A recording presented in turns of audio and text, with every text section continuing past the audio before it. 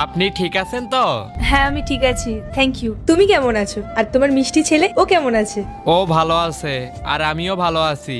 Madam, আপনার সাথে কিছু কথা ছিল। বলো।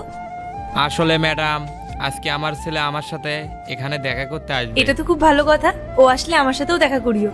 ম্যাডাম, আসলে আমি ওকে বলিনি যে আমি এই অফিসে গার্ডের চাকরি করি। আমি ওকে বলেছি যে এই অফিসে আমি এসির মধ্যে আরাম করে কাজ এটা তো করি। তুমি একদম ঠিক করনি। তুমি ওকে মিথ্যে কথা কেন বলেছো? তোমার তো ওকে সত্যিটা বলা উচিত ছিল।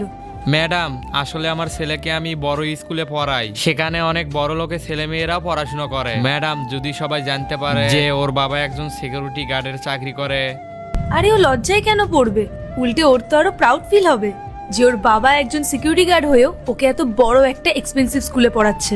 ম্যাডাম, আমি এইসব বলে ওকে কষ্ট দিতে চাই না। আপনি আমাকে একটা হেল্প করবেন? বলো, কি হেল্প লাগবে তোমার?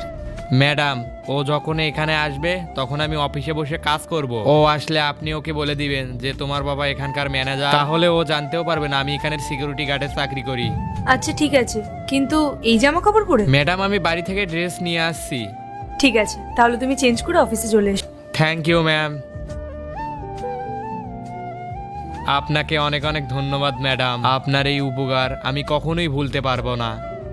কোনো ব্যাপার না, তোমার ছেলের খুশির জন্য এইটুকু তো আমি করতেই পারি। এরপর কি হলো সেইটা দেখার আগে এই দুইটা ছবির ভিতর থেকে যে কোনো একটা ছবিকে ভালোবাসে থাকলে ভিডিওতে লাইক করে চ্যানেলটি সাবস্ক্রাইব করে দাও। আর যদি না করো তাহলে আমি বুঝবো তোমরা ছবি দুইটাকে ভালোবাসো না। আর কমেন্টে লিখে যাও আমিন। হাই বাবা। বাবু, তুই চলে এসছিস? হ্যাঁ, কেমন কাটলো তোর আজকের দিনটা? খুব ভালো। স্যার, আমি আজকে আপনার সব মিটিং ক্যান্সেল করিয়ে দিয়েছি। নেক্সট পার্ট চাইলে কমেন্ট করো।